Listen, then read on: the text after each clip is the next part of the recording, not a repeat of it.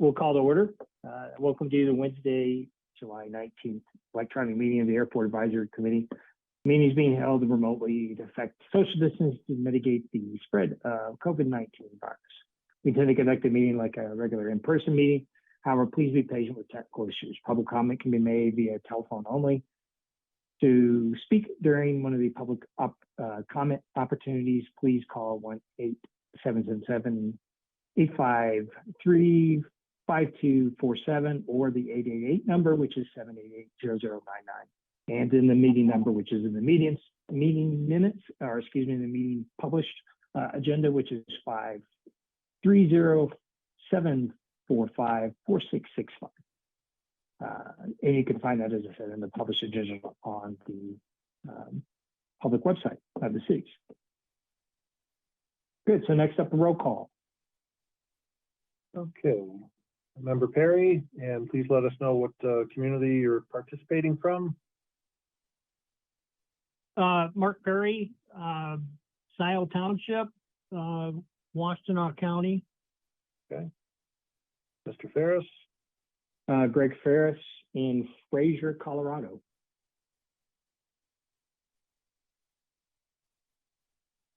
Mr. Hall. Fred Hall in Ann Arbor. Member Briggs. Here in Ann Arbor. And Member McNicholas. Here in Ann Arbor. All right. Good to see you got your audio connected up, Melanie. Yeah. We have a quorum, Mr. Chair.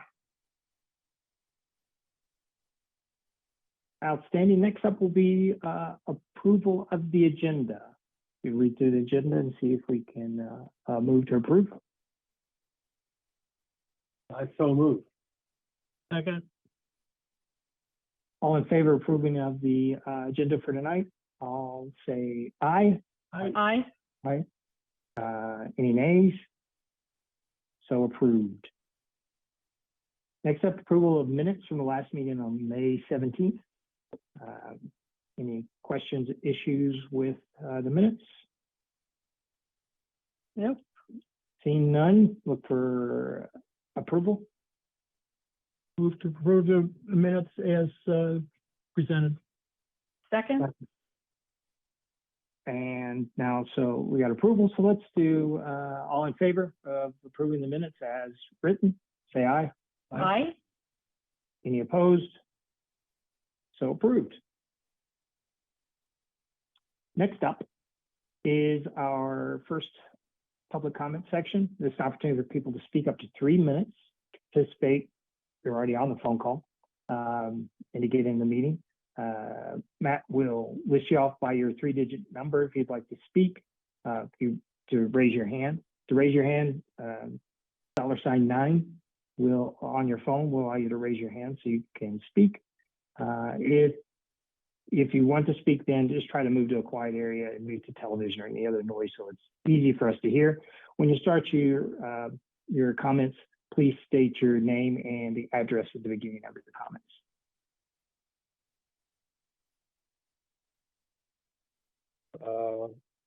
For participants via telephone, do we have anybody wish to speak? Please raise your hand.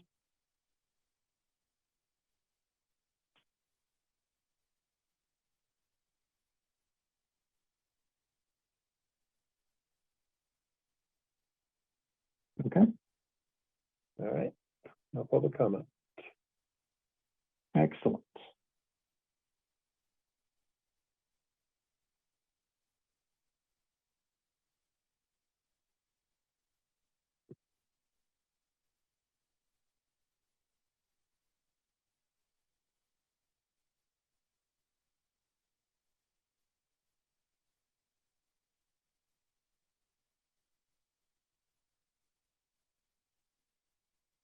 Okay.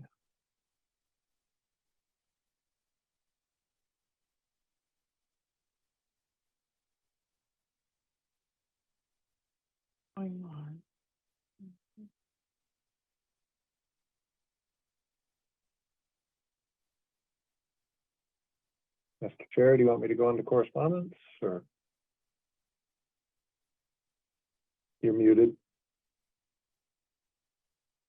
That's why. Yes, I said the next on the agenda is the correspondence for this evening. Thank you for too much silence. I'm sorry. Thank you, Matt. Nope. Hang on, we have a couple of people joining us here. Okay. All right, we've got 4 items of correspondence in front of you this evening. The first item is the airport operations through May. So you'll see the last 2 months, April and May, been slightly over what we had done the previous year. So a little over 1% more in activity. So for the first 5 months of the year compared to the first 5 months of last year, we're at about 6% higher in operations over last year. So, are there any questions on the operations report? Okay, then transition into the fuel usage also through May. Again, the last 2 months were slightly better than the corresponding 2 months from 2022. Overall for the year, though, we still are down about 8% through May of this year compared to May of last year. Again, as we've said many times, the numbers don't necessarily, the fuel usage numbers don't necessarily correspond with the operations. And again, we've seen some better activity in April and May for fuel sales, and we have seen some more improved operations in April and May. So we'll see if that continues to improve for the year. But again, through the first 5 months, we're down about 8.5–9% in fuel sales. Any questions on the fuel usage? Yeah. Matt, just out of curiosity, how much of the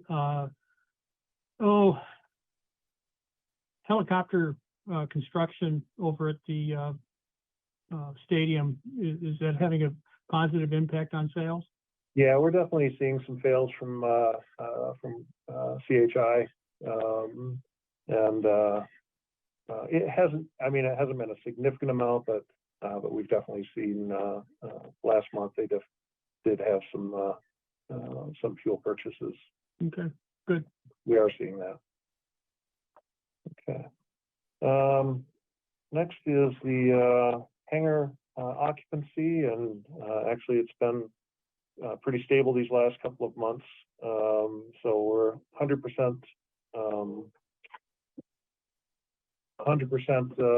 occupied as we have been, and our waiting list continues to be at 39 people on the waiting list. So we had some transition where we did move some people in, and then we got some new people. So it actually hasn't been the same 39 people for these last 3 months. There's been some transition, but at the end of the month, the number was still 39. Any questions on the Hangar? Matt, just kind of as a benchmark, the 39 is, what percentage of the 39 would you say is traditional T hangars versus box hangars? Actually, these are all T hangars. So 100%. Yeah, we don't. While we have people that have expressed interest, and I keep a separate waiting list for box hangars, because those are a longer term lease, there's obviously not the turnover on those. Literally in the 14 years that we've had box hangars, we've had one hangar transition, and that actually was through a lease assignment, not through a end of a lease and a new tenant moving in. It was a new tenant, but the current tenant actually assigned his box hangar lease to the new tenant. So very little transition. Those have, those are 20. They're basically they're a 5-year term with 3 5-year options. So we're actually 14 years into potentially 20-year lease. So most of those have one more option available here in the next couple of years for another 5 years. But yeah, so all of these are T hangars. I would say probably 15 of these people are are speculative. They don't have aircraft yet, but they know there's a long lead time. And we allow that as part of our wait list to at least apply if you don't have an aircraft. But we're seeing probably, we're seeing probably 24 to 30 months right now is what these last couple have been. So It's good to see that 39 is about 26% of 150. So your potential occupancy is at 126%. And I like that, high occupancy rate from a management and budget standpoint. It certainly helps out on your operating budget. yeah, I'm not, and I found when I did this last 2-year budget, I didn't have to worry about budgeting a vacancy rate in my T hangar numbers. Normally I would, from a conservative budgeting perspective, budget a small vacancy rate, but haven't had to worry about that for a while. So Certainly helps Erica's job during budget talks. yeah. Any other questions on the occupancy? Matt, can I ask you, you may have discussed this in the past, and I apologize for asking again, but what are the chances of getting more T hangars built? We've talked some about that in the past. Right now the process for additional T hangars would be finding the appropriate location for them, which you would think we've got a lot of space, and we do. But if you look at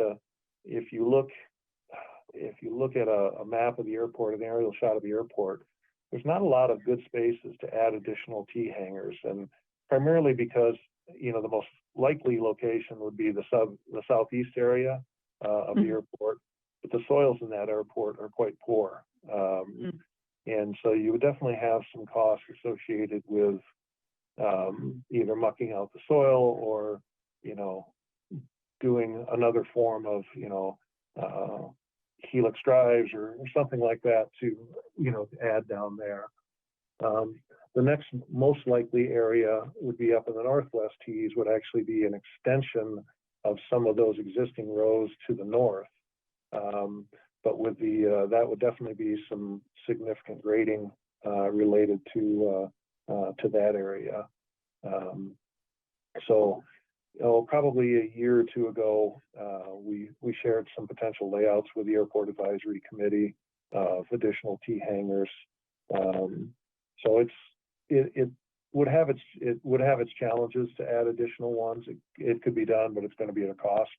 And with construction costs where they've been recently, we've got to make sure, see what our ROI is going to be, and because of our economic assurances, where we basically need to charge like amounts for like hangars.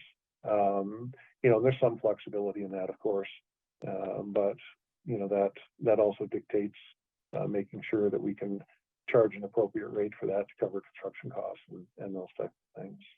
So, Well, thank you. Yep. Yeah. Other questions on that? Okay. Last item is just the airport appreciation picnic flyer. So Wednesday, August 16th, third Wednesday of August, we'll be having our annual picnic from 4 to 7 p.m. in the terminal, actually just to the west of the terminal building. We'll have a tent up there and be providing burgers and brats, and even last year we even had some vegan burgers. So we got crazy. Nobody requested any, but we had them ready for them if they did. So hope to see you there. It's a good opportunity to just to meet and talk with tenants, and family members come in, and it's a nice little event. Weather, never know what we're going to get from year to year, but love to see you down there if you have an opportunity and looking for a free meal for the night. So say that date again. The date is Wednesday, August 16th from 4 to 7 p.m. It's always good to see Matt on the grill. It's an experience to watch if you haven't been there. Yeah, I'm normally pretty cranky by the end of the night, but that's all right. So that's all I have for correspondence, Mr. Chair. Thank you, sir. Okay, next up, back to you on the airport manager reports. So first, update on the environmental assessment project. So since our last meeting, the FAA has completed their review of the EA comments and provided those comments back to the consultant. The consultant is finalizing those changes to the EA document, and they're also in the process of preparing the finding of the FONSI, the finding of no significant impact. FAA will still need to review that document, but we are getting close. I would expect the comments will be back out to the FAA by the end of the revised final comments, and the FONSI will be out probably in the next 2 weeks. So depending on how long the FAA takes for the review of the FONSI, and keep in mind that document's like 20 pages long itself, you know, we are getting, you know, it's possible that we could have a wrapped up EA potentially as early as the end of August. So we are as close as we've been. So it's moving forward well. Any questions on that before I move on? Nope. Okay. Just an update on a couple of things. You know, things that we've got in play. We're still working with our IT department about getting the public Wi-Fi installed in the terminal building. I've requested an update from them, but don't have a date on. Actually, I'm just looking at a message from the project manager. He's saying he thinks he could have it done in the next month or so. So they're getting close on that. This one is one we had talked about a year or so ago about getting an additional recycling bin up in the Northwest Tees. And that one, at the time, the city was way behind on getting recycling bin. But that one, we're hoping here in the next week or two to have a recycling bin up. It'll be at the end of K row next to the garbage bin, and should take some of the pressure off the other recycling container in the Northeast Tees. So that's moving forward. I'm on a Zoom meeting. Okay, I put it on mute. You're not on mute, Melanie. Oh, sorry. That's okay. Everybody's coming. There you go. Probably in the next 2 weeks or so, we will be where the Alpha concrete repairs were done. We'll be repainting the pavement markings on that section. We wanted to let that cure a little bit. We've been a little short-staffed for a couple of months out at the airport, but that should be resolving itself here beginning of August. So we've had to steal one of my airport guys to use him as a interim facility supervisor due to a retirement that I had. So we've hired a new supervisor, just started this week, and we'll be returning Brian back to the airport, which will help them get caught up on some things. So probably in a couple of weeks we'll get that Alpha concrete remarked and good to go. 719 Airport Drive, the FBO building, that lease is finalized, and they have occupancy of the building as of July 1st. So there's a couple of last minute things that need to be done regarding the commercial use permit and that, but they are in the building, and getting, there's a fair number of things they need to do to the building to get started, but we do have the lease finalized, and they have the keys, and they're occupying the building.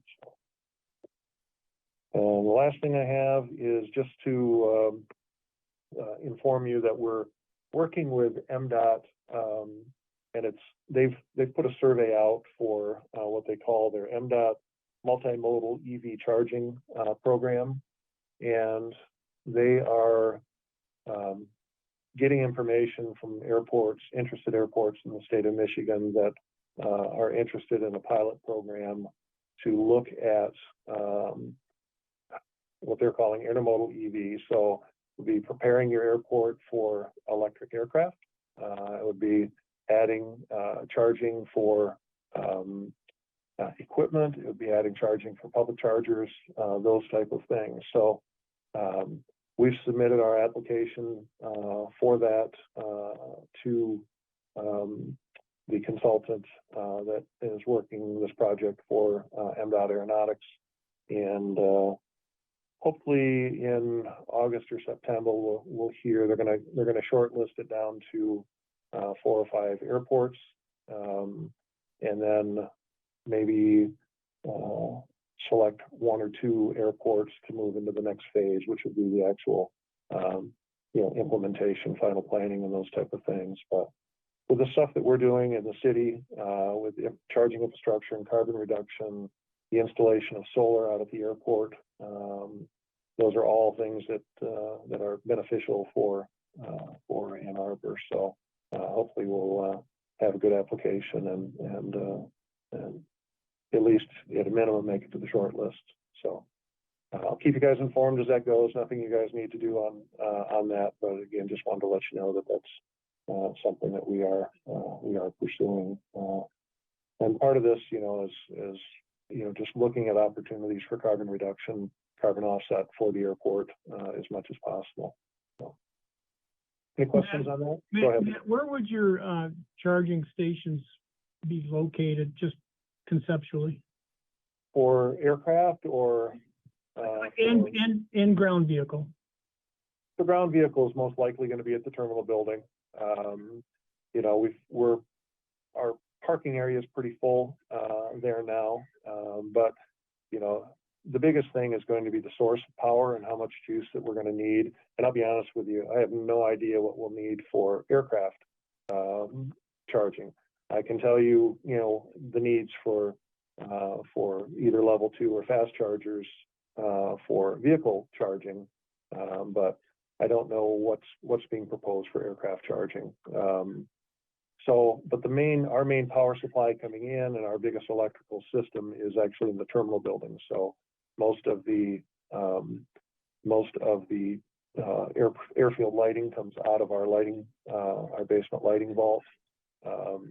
So we've got a pretty good power supply there. So I'm guessing for vehicles, it's going to be most likely everything is most likely going to be at the terminal building, including the airfield or the aircraft charging if that goes forward. But we'll see. I mean, MDOT may have recommendations or thoughts on where some of this stuff goes as well. One of the nice things that we'll look at is we've sized the solar installation for the terminal building, which will be located across the street from Avfuel in that area. But we've sized that for our current usage, and that's a requirement of DTE. They don't want you really putting a lot of power back into the system, so they kind of limit for these type of systems. They limit you based on your average usage, and that's what they want to see you generate.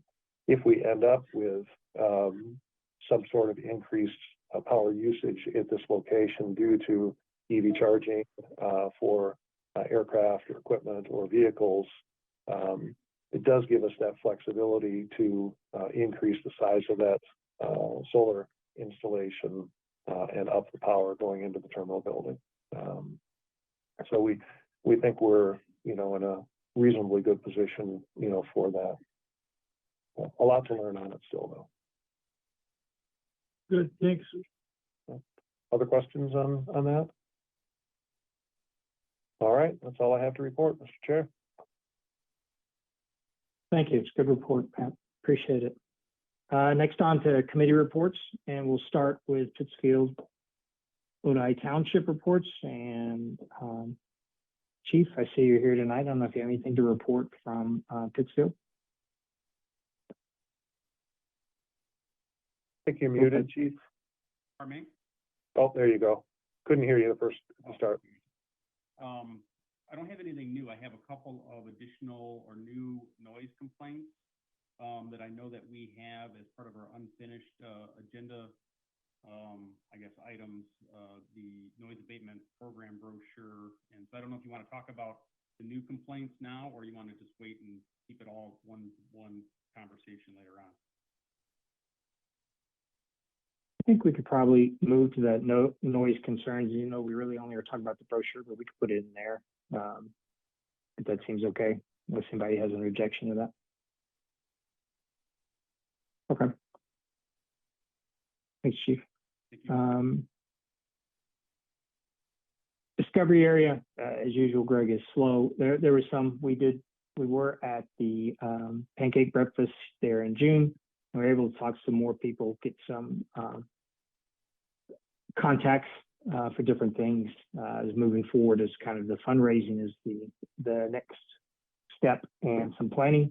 The one thing interesting there is I did talk to some people around the arts committee by the city and a couple other things along those, just thinking there might be some opportunities in that from a granting standpoint. So made some contacts there that I think will be good as we move forward, but nothing really new.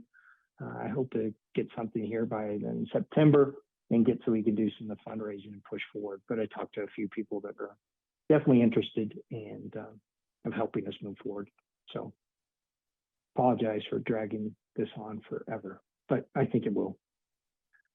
Any questions on that?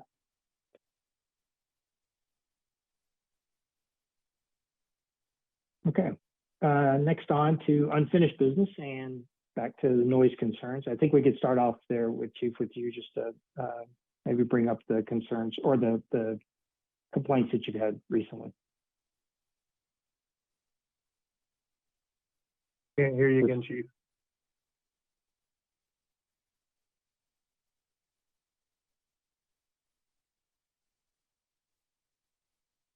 How's that? You're light, but we can hear you. Okay, I'll get a little bit closer. There you go. I'm really looking at a close-up of my face there. So we've had a couple of complaints come in. One was relatively unique. A resident actually got the tail number off the plane. It was a Michigan Flyers plane. He actually ended up making contact either with a rep from Michigan Flyers or the pilot. I'm not exactly sure which. It was related to very loud noise and pattern traffic, and the reason given wasn't flight training. It was running an engine at full throttle because it was breaking in a new engine apparently, and it had to be done over the runway in case a malfunction or something happened, which that part makes sense, of course. So that's just, it's new to me. I'm not saying it wasn't the reason, but I don't know if that's something that, you know, how often it happens. I mean, I've been on this advisory committee for the township now for, I don't know, 2 or 3 years, I think. This is the first time that I've heard something like this. And I don't know if these type of situations would be better done at Willow Run or somewhere where you're running the plane at full throttle and just simply going in circles above the neighborhood. Can we do that at a different location or something? And then the second one actually came in through Chad, the tower manager, and that was more of a altitude and pattern complaint. And Chad was able to run the number on that, and there were no instances of a low altitude as the complaint was, and it was just related again to pattern traffic. So I don't know if there's what we can do to kind of resolve. I mean, it is summertime. I haven't gotten complaints, and I wanted to note the positive piece of it on any of the major holidays. So it sounds like the 4th was okay, which is great news. But we're still getting those pattern and touch and go complaints coming in. And I know one of the things that Matt is talking about tonight is the noise abatement program, the new flyer that he's drafted, and we can look at tonight and talk about, which is awesome. But I don't know if there's anything else that we can talk about with that one plane that was I didn't even know that was a thing, that you had to break in, I guess, breaking in an engine and wanting to stay over the airport in case something malfunctions makes a lot of sense. But is there something we can do about, because it apparently needs to be at full throttle for a full 30 minutes of simply just circling the airport? Can we do those at will or run or something to alleviate that issue? Yeah, I'm not sure about that. I'll go try to track down. Do you know who you might have talked to at the Michigan Flyers? It doesn't quite sound like, I mean, we do probably 2 engines a year, and that sounds a little unique for a break-in requirement. Actually, they sent an email response. The Flyers did. Oh. I have it right here. I can forward it to you. Yeah, that'd be great. Thanks. Awesome. Mostly, I'm just really curious about that. But, Yeah. Chief, the only thing that comes to me on a thought from going to another airport is making that flight and even being away from the airport when you're, after you've just rebuilt the engine, even though it's not terribly far over to Willow. I'm not sure from a pilot or from a mechanic or whoever is that you probably want to stay as close to. I don't know the exact circumstances. The engines I've been involved in a couple of initial flights for new engines, and we'll typically work with the tower and go to like 3,000 feet and stay up there for an hour or two, but not at full throttle. So I don't know, maybe that email complaint had a better explanation than I'm giving. I'm very curious. I can't promise any action, but I'm very curious about it. Thanks. Well, I'll definitely send it to you, and maybe we can follow up. Yeah, thanks. Help out as best we can with residents. So, thank you.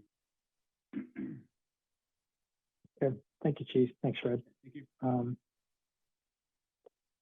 The next item under noise then is a new noise abatement, voluntary noise abatement brochure that we got out. Matt, we can start talking about that. Yeah, and I apologize you didn't get it until this afternoon, but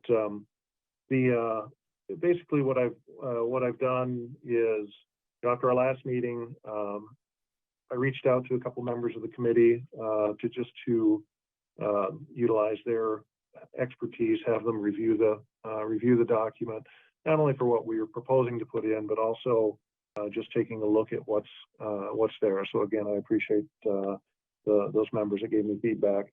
So what I've done is just kind of laid out. I had to change the configuration a little bit, and this will go to a graphic designer for final work. So as I put in my email, don't be, when you see different fonts and those type of things, don't be concerned with that.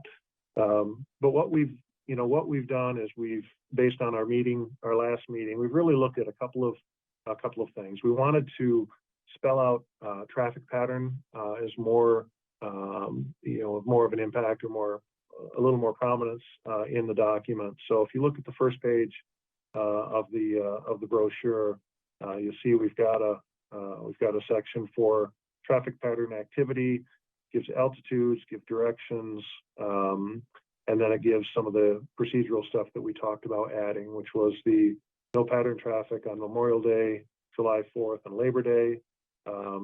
Also, the encouragement for local pilots to utilize nearby airports for currency.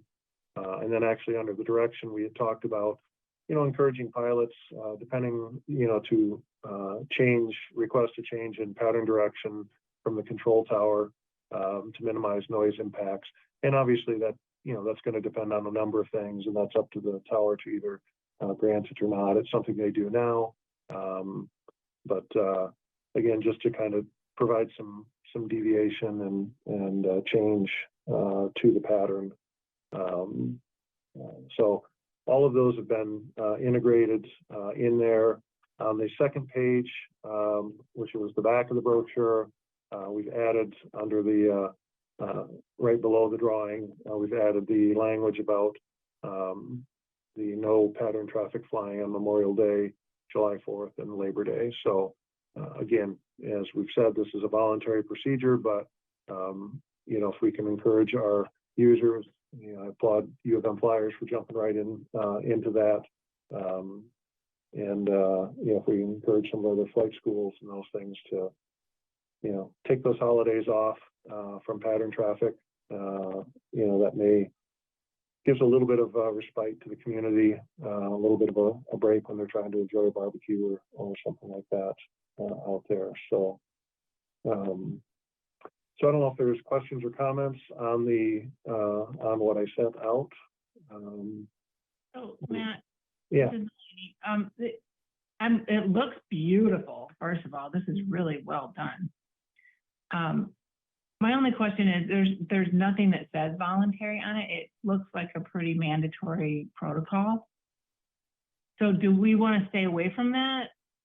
There are a couple of statements in here that says this is what we ask you to do.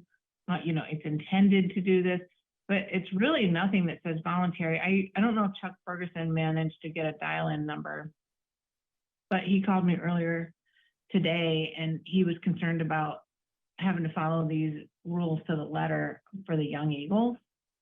And so I just don't know, do we want to make sure, is it intentional to not put anything that it's voluntary in here? This reads very like you have to comply with this type message. Well, you know, and again, that type of language is actually what's been in here since we initiated that. So that we didn't, so most of this, Nell, is, you know, is a carryover from our existing program. So we didn't take out any language specifically to voluntary. This is the same language. It's been in there for 14 years, 15 years. It's really, you know, I guess I would take direction from you guys on what you want to do. You know, most pilots, I think most pilots, you know, realize that noise abatement procedures are voluntary. And actually, if you look at our signage out on the run, you know, out on the taxi lane, like when you're at Alpha 1, there's a big bright yellow sign there. Now you probably come in from Delta, but you know, in Alpha 1, where most of our activity comes in, you know, there's a big yellow sign that says, you know, voluntary noise abatement procedures in effect or something like that. And I'm happy to just tell Chuck verbally that this is a voluntary thing. Yeah. It's like you have to get special permission to deviate from it, but. Yeah. I have a comment on that. Leave it up to other members. Erica, you had a question or a comment? Yeah, I wanted to follow up and understand better kind of what, if Nell had any understanding of kind of what the concerns were in terms of the Young Eagles program, what would make it difficult to comply with it. And then I wanted to say, you know, I think this is great. It looks good. I'm reading through it. I thought there's a lot of detail. I think it's, I wonder what we're going to complement it with. It's a great resource. And I think if we use it to capitalize on it in terms of, you know, when I was doing some, you know, brief reading today, it looks like compliance increases when it's paired with educational programming. I'm wondering, you know, pledges that folks might be able to take that are, you know, folks who are doing training at the airports, you know, some of those flight schools might be able to do something to increase the sort of sense that while it is voluntary, it's something that we're, you know, you're doing it because we're recognizing we're trying to do, you know, the good neighbor pledge of sorts, you know, we're trying to, so I was wondering kind of how we might be able to use this to launch other things as well. So Erica, I don't know what the concern is specifically with Young Eagles. Chuck just called me really quickly and he was trying to get into this conversation. So I don't know what it is. I think it looks great. I don't think we need to change a thing. It's really nice looking at it. It is a good neighbor pledge. I just didn't know if we wanted to be softer on the compliance or not as a group. Matt, I have a question about it. How is it different than the current brochure that's out there? Is it current brochure that's out there? Can we view that on the city website so that we can just take a peek and look at the different the changes that were made? The differences are very minor. Basically, if you look at the first page, and you can actually see them because they're in a little different font. But if you look at the center column, the traffic pattern activity, we've modified that section, and the different font is based on the items that came out of that subcommittee that was reviewing it and the recommendations that we talked about at the last meeting. Really, if you're looking at the first page, the first column, there's no change, and the third column, there's no change. So it's really just the traffic pattern activity section in the bottom of the middle column. And then on the back page, the only change is there's a section underneath the drawing that has recommended traffic pattern procedures. And you can see the different font. It's literally just making that reference to the 3 holidays that we've talked about. So very, very minimal changes, but consistent with what we had talked about at the last meeting. Well, I'm concerned that, this is it's very similar to the brochure that's been out there. And I don't know that making changes to this brochure will actually make an impact, because I don't know that people know that this brochure is there and to look at, and so I was wondering, I had talked to a little bit to Mark about this, and he came up with some really great signs that we might want to place at the ends of the runway, so people are aware of what it might be required of them, or what we're requesting for them to do as far as noise abatement goes. And also, I would like to see something put in the AFD so that people knew that there was a noise abatement program, and they could see that, oh, it's voluntary, but here's the noise abatement program. And otherwise, I don't know how people are going to even know that this brochure exists, because I guess maybe a year or so ago, when we started talking about noise abatement, I brought this up to the membership of the Ann Arbor Flyers, and everybody was like, "What? I've never seen that before." Yeah. So what I've been talking about, Melanie, is we wanted to basically reinvigorate this program. Yeah, I think it's a great idea. And we wanted to needed to get the flyer and the information updated. So this is really the first step, is to get the updated information. And then the next part of it is kind of goes where Erica was talking about too, is, distribution, education. And so, what we did previously is we actually had this made up as a Jepson kneeboard binder, a Jepson binder. Okay. And we provided it to every tenant at the airport and made them available at the FBOs. And we had posters made up that we provided to the FBOs and the flight schools. There's still one down in the basement of the terminal building, in the conference room down there, if you want to see what it looks like. And then we have just a regular 3-fold brochure available for any distribution. But those were the efforts that we made previously. So, we talked to the flight schools, we talked to the FBOs, about getting this information out, making it available, having the posters in their spaces. And then again, we provided Jepson inserts for all the tenants at the airport, and then made them available through the FBOs for no cost. They just had them sitting on their counter for people. So that's the distribution. I'm happy to spread it in the Southeast too. I can get it to everybody down there in Old Town.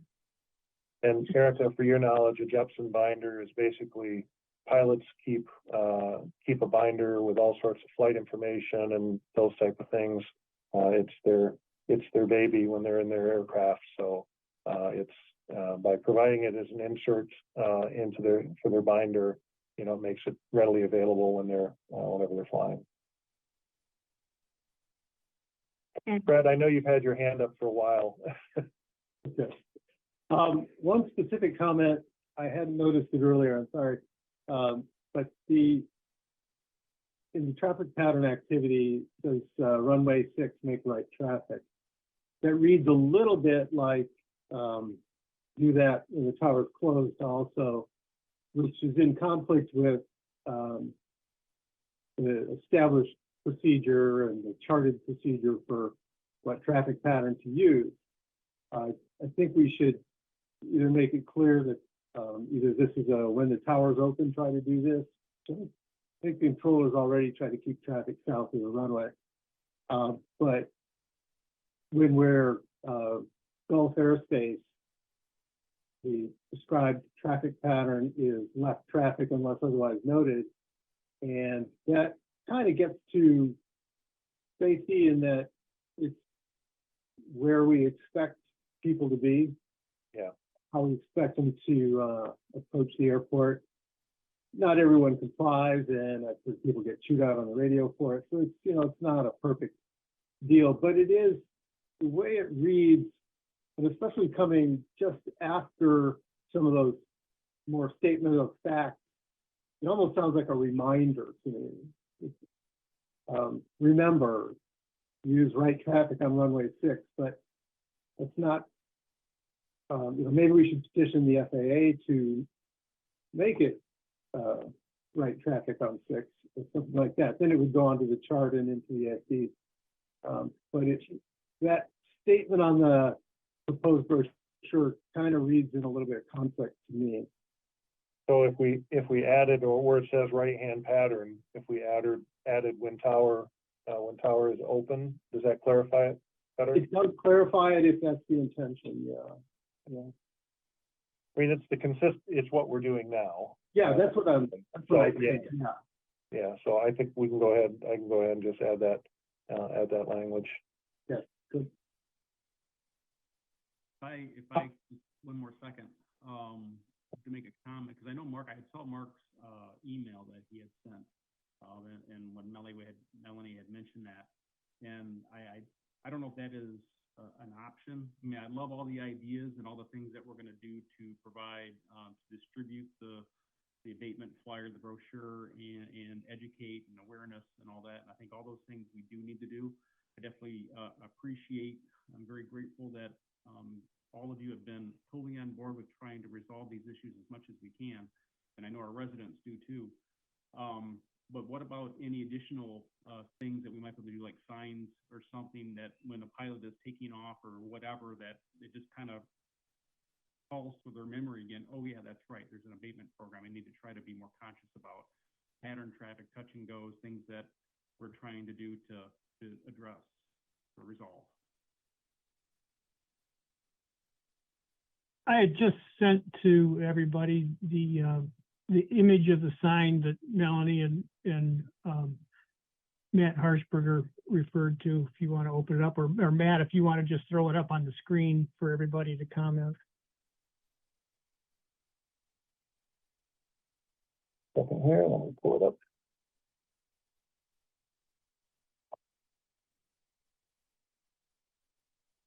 And I'm just thinking anything that we can do to complement our efforts, so folks aren't forgetting about, or it's at the front of their mind when they're doing all that they're doing at the airport, would be helpful.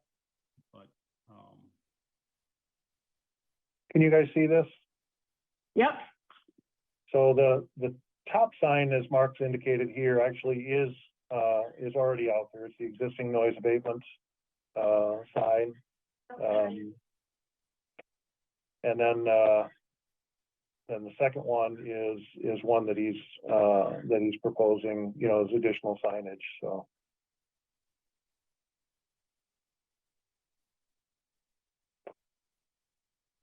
Chad, I know you've got your hand up. Do you want to something you want to share? Yes, sir. Reference the language in the procedure that you were talking about. If it's going to say make right traffic when the tower is open, I don't have that language in front of me. But if it said request right traffic when the tower is open, I think that'd be helpful, just so pilots aren't immediately assuming and get like an unconscious bias that, hey, when the tower is open, we're going to make right traffic. I would say request right traffic when the tower is open.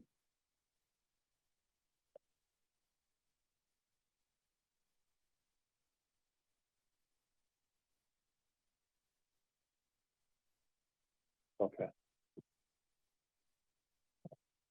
And I'll just throw in something, unless there's more, is if you notice at the beginning, I'm out in Colorado. I was actually at Rocky Mountain, which has a quiet program in place, and they're in a very busy airport and in a congested area, and talk with them a little bit about their program. And some of the stuff that we've talked about is very similar in the steps. I think when Melanie brought up, this is just one factor in the overall, and Erica, you brought that up too. There's education, there's continually educate and re-educate. Here, I think in our initial program, we didn't follow up year to year. You know, we've kind of let it move off since the initial came out. And so that was one big thing that I got from talking to the few people out here, was the ability to just, you don't change behavior without constant prompting. And then the other thing I think it brought up was something in their brochure. They really had something in there that these are always safety first. These are things we like to do to be a good neighbor, but from a pilot standpoint, make sure safety is first and follow ATC commands and along those lines. And so it's just a short blurb, which we can easily appropriate from those things too, if we need to. But so of course, we're not unique in this problem, and there's people that have lots of steps and they've tried a few, but it's not one thing that is going to improve it. It'll take several. And I think we even talked too about some open houses later on that we could do with the community and start talking about this once we got a few more in place. That's the same thing that happened here. So that's it. Mark, on the signage that you got here, is your thinking that that the bottom sign would replace the top sign, or are you just thinking for, you know, additional signage? Replacement. This is more directional, instructional, and a reminder. And you're looking at it right at the hold short line, and whether it's hold short 24 or 06, it's right in your face. Yeah. And I think it's helpful to remind all levels of pilot, whether you're, you know, the student pilot all the way up to commercial. So that was my thought. Thoughts from other members of the committee on, you know, some changing some of the signage up? I like it. It is very, you don't have to look anything up.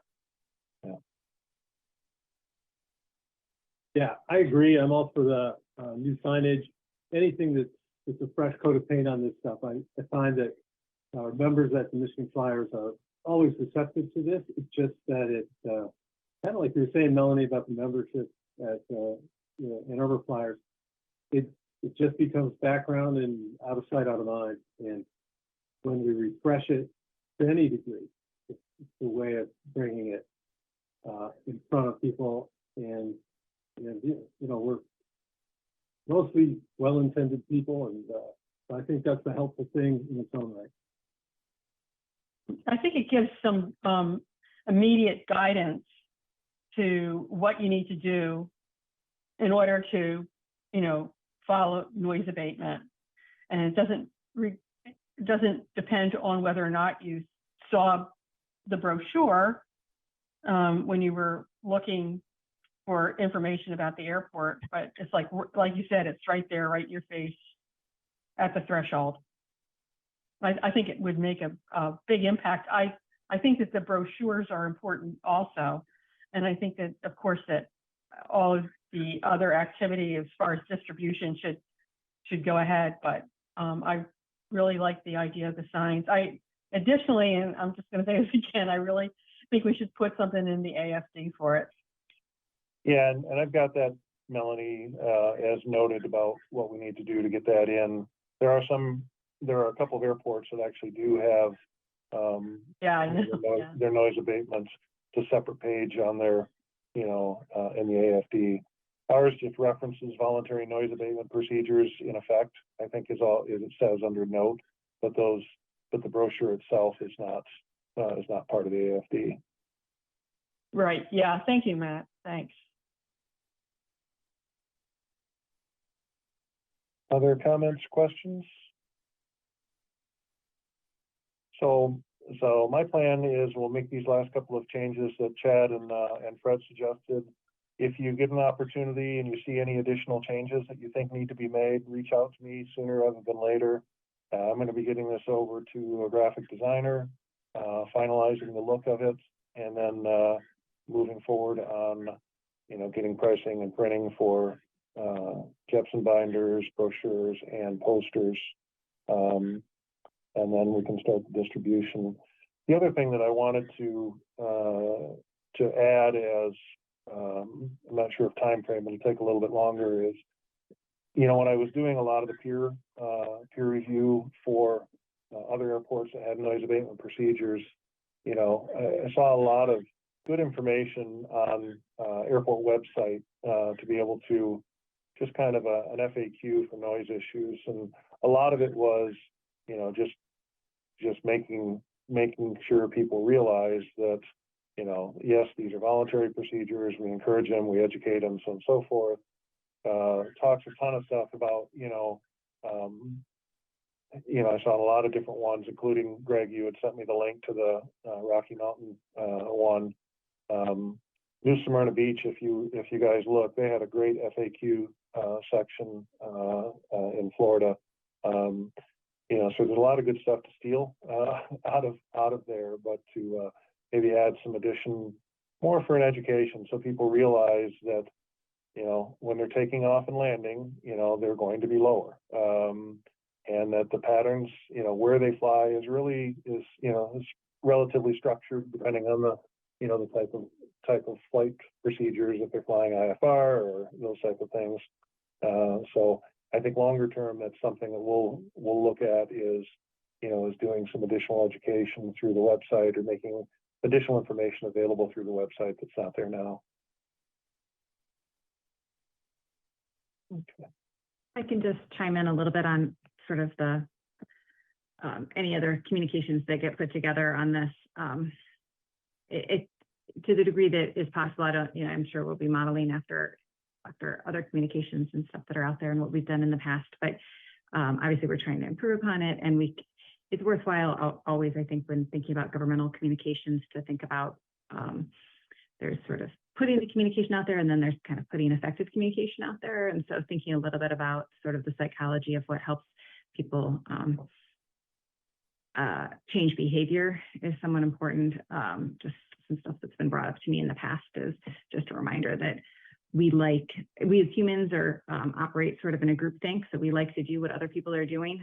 And so to the degree that the messaging comes across that this is what Ann Arbor pilots do,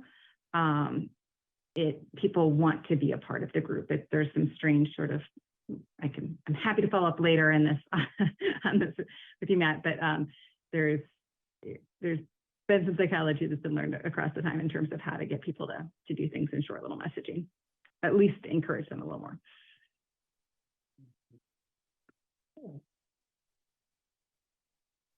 All right. Anything else on this issue, or? Oh, Fred's coming. I was looking for his mute button. So I got a little more information on the engine braking flight. One of the phone numbers down below is Jacob, who's an officer in our club. I don't know if he's in a position to speak to it, but that flight, I'm pretty sure that happened June 16th.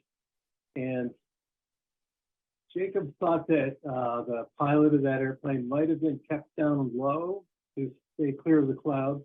I can't look back at the weather, but I can see the flight in Flight Aware, and it was a 2-hour flight, which sounds like an engine break-in flight. What I noticed, though, is either ignorance or thoughtlessness on our part. I'll own half of it. We just didn't think of it, I'm sure. But that was a poorly timed flight. That happened between 7 and 9 p.m. which prime time for someone to be really annoyed by it. I think one thing I can do easy enough to do is, and we don't do these sites frequently, but once or twice a year. If we just time it to do it in the afternoon, early afternoon, I think we'd have far fewer people on the ground who are going to be annoyed by the flight.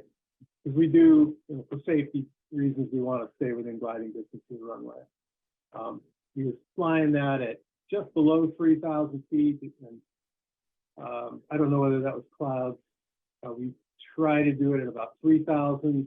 We want to stay out of the Bravo, just because that makes it easier for us, but we could probably go higher if we got a Bravo clearance to spend 2 hours up in that little piece of Metro's airspace. So I think there are some things I can take back from this, and I'm sorry that we're just drilling holes in the sky right above our neighbors at 7 and 8 p.m. So we'll see what we can do about it. See if we can do better on that.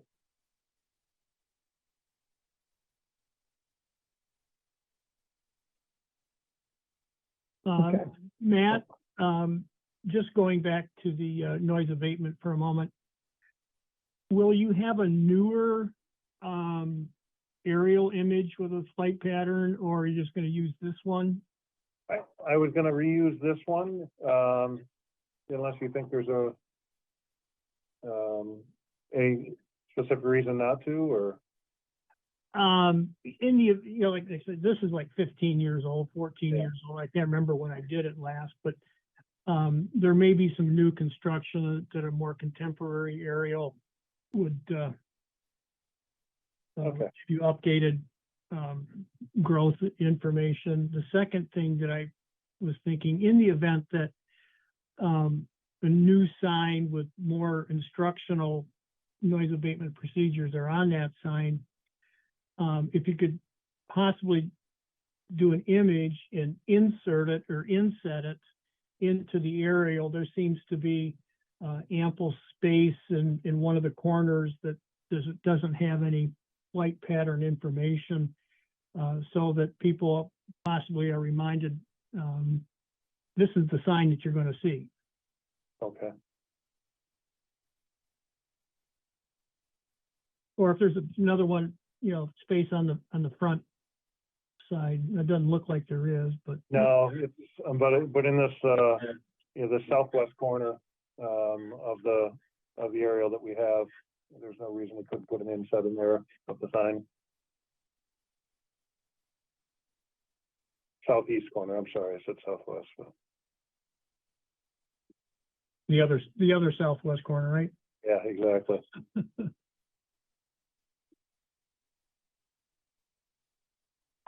Then I'll throw in my last one and we can move is, I know in the other ones that I've seen, Matt, we've shaded the area that is the traffic pattern, because the initial image was mostly for transient approach and departure. Okay. But I know the one like in Rocky Mountain, we actually made the oval on each side, just to kind of give people a clue of where they are and what they're talking about. But I'm not sure if that adds more value or not. But to give people the idea that that is the traffic pattern. I think that's a great idea. If you can reference the ground where you should be. It's an easy way to communicate it, which is the shaded part. Yep. Good. Well, again, if anybody else thinks of anything else, reach out to me sooner rather than later, and we'll get this thing, start working on getting this thing finalized and printed up. I appreciate the conversation on that. I think it was excellent today with a lot of different views on it, because it is I think Erica brought it up, Melanie brought it up. This is a behavioral change, and it's going to take a while with a lot of different pieces to make things happen. And you got to make the effort. So good. Let's see. Next up is new business, which we don't have any of this week, other than there is no new business in there. I did want to, Greg, you went mute again. thank you, that we are short a member, and I got people that have applied, but if you have some individuals that you think would be interested for the committee, please encourage them, and if you can contact me. We can make sure the process gets through, and Matt can help it through the city processes. I'll probably look through the applications and get a few people ask questions of the committee for recommendations of some of the people that are currently on the list, and start talking going forward on getting recommendations that then we would see about getting on the committee going forward. So please think about that, because keeping kind of full memberships helps us with the quorums on each meeting, and we don't want to get behind on that process. So if you have people, think about reaching out, easily to talk to them about the commitment and the process, and we'll go from there. That was the only thing I had. So let's jump to items on the next agenda. Are there anything that anybody has to want to bring up on the next agenda that we're not already bringing up? I'll Matt, have you a think? Yeah. couple of items. I'll have the proposed airport improvement plan to share with the committee at the next meeting. And then I'll mention this, the city has recently updated their policy regarding meetings and in-person meetings for groups like the Airport Advisory Committee, and they're actually allowing at the committees, if the majority of the committee wishes to, allowing us to hold half of our meetings in person if we choose to. So I've got to do a little more digging on just making sure I'm really clear on the policy, but I'll probably have an item on that for the next meeting just for discussion. So if everybody's happy with continuing meeting via Teams, that's fine. There's no reason we can't continue with that. But there is an opportunity if we feel that there's some things are maybe better served if we have a handful of in-person meetings over the course. We only have, of course, 6 meetings a year. So again, just kind of keep that in the back of your mind. That'll be coming up for some discussion at the next meeting. Those are the 2 items that I see right now for next meeting, Mr. Chair. Is there any members think it's items they'd like to bring up we should talk about in September? Okay. Good deal. Okay, so our next meeting is Wednesday, September 20th, 5:15, same time. Give Matt a call by Monday if you won't be able to attend that meeting. Don't forget about the picnic. And yeah, I think the next part is we do have a public comment section at the end, much like we did at the beginning. This again is your time to have 3 minutes to speak. Again, when you speak, the name and address if you'd like to, and you can raise your hand by *9 on your phone. We'll get your hand raised, and then Matt will call you based on the last 4 or 3 of your phone number. So if anybody would like to speak. All right, you've got a couple. Kathy, I see your hand up. If you want to go ahead and unmute, you should be able to speak. Good Sorry. evening. This is David McCall, and I also got my dad here, George McCall, with me. We are the tenant farmers of the airport, and we were wondering if we just have a few minutes of your guys' time. Hello? I'm sorry, Yes, David. hi. We've got somebody else speaking first, and then I'll get to you, okay? Okay, apologies. Go ahead, Kathy. Okay, Thank you. My hand was up and down, sorry. I just wanted to take this time to thank the committee for your very thoughtful and hopeful attention to noise abatement. It's really, really appreciated. As a neighbor, I would like to thank you for this. I haven't been able to see what you can see today, and would love to see the proposed brochure, but it all sounds really great, and it's all very much appreciated, and I want to make sure you know this. This is a neighbor who appreciates you. Thank you. Thanks, Kathy. Okay, David and George, now you can go ahead. Can you hear us okay? Yep. Great. Sorry about that. I just wanted to, get a chance to speak with you folks.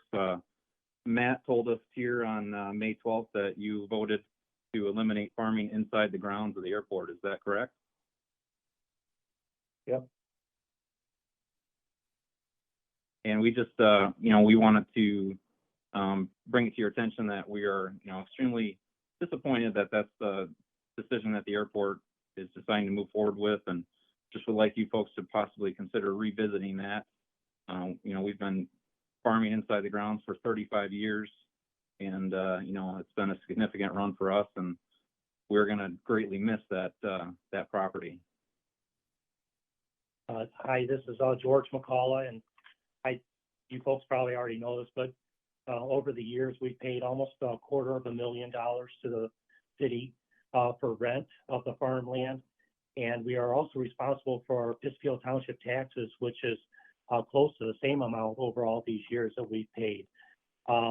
We would be open to any other circumstances, such as maybe a lower level crop or even a hay crop that maybe would help alleviate the wildlife problem in the airport.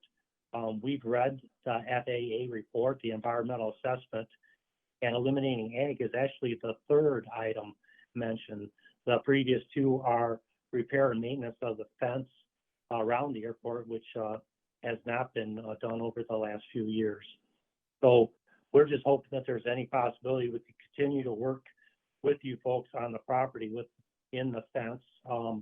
As you may know, we also work with airport management on mowing the areas such as where the blimp is parked in the fall, and we have kept our rate the same as you folks have kept rental rate the same over all these years. But it could be a significant swing in income to the airport to lose this rental money and then in turn have to pay to have this significant agricultural area mowed or maintained in some way. So we would like to maybe have the possibility of redefining how we treat the agricultural property, and as far as corn or maybe a lower crop, something that's not such a viable habitat to deer. But they recommended fence maintenance as the #1 issue. Mr. Chairman, I know it's not appropriate to have dialogue during public comment, but I would like to ask the caller a question. We're open to that if you are, Mr. Chair. Yeah, go ahead, Mark. Sounds good. How many tillable acres will this impact you? We lease approximately 160 acres. We have been given permission to continue to farm the piece along Lower Road, which is outside of the fenced area. That is approximately 60 acres. So we will be losing approximately 100 tillable acres. When I say approximately, there's been areas that we have been given permission to try and farm, but because of drainage issues, it's, some years we get a crop, some years we don't. We don't necessarily pay agricultural rent on those areas, but they also are areas that do not have to be maintained by airport staff because we are farming them. So roughly 100 tillable acres are within the fenced area, and if that answers your question. Yes, thank you. So I just, I thank you for your time, and if it's possible to maybe add a comment period during your September meeting or an item on your agenda to discuss this a little further, we would very much appreciate that. However, I do know that it's difficult, when we do not meet in person. I would be open to an invite if it's possible to have a visual on Microsoft Teams as well, because all I could find was a call-in number.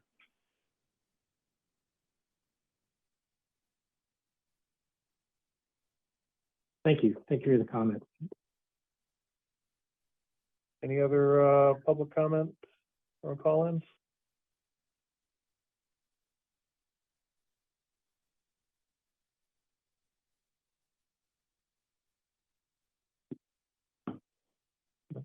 Seeing any additional requests for comment, Mr. Chair? Thank you, Matt. Oh. Oops, yeah, that's good.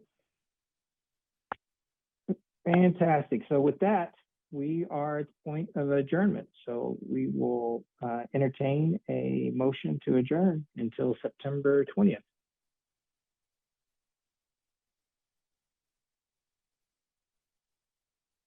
Move to adjourn. Thank you, Mark. Second? Second. Second now. Okay, all in favor of adjournment until September 20th, say aye. Aye. Aye. Aye. All opposed? Aye. Okay, the ayes have it. We are adjourned. Thank you, everybody, for a great meeting. We'll see you in September. Thanks, And Chris. thanks for the comments too.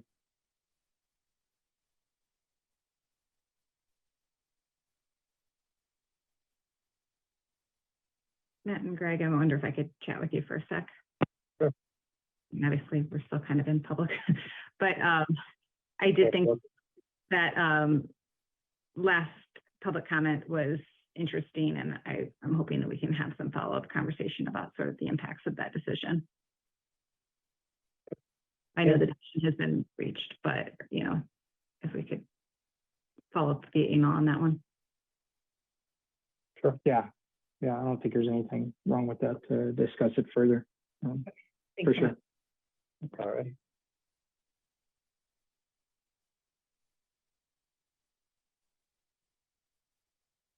Well, Greg, you enjoy your last few days in, out west. and have a safe flight back, okay? I will do my best. I'll probably chat to you. I'll send you an email before the end of the week for sure. All right, sounds good. Okay, see you. Take care, bye-bye. Bye.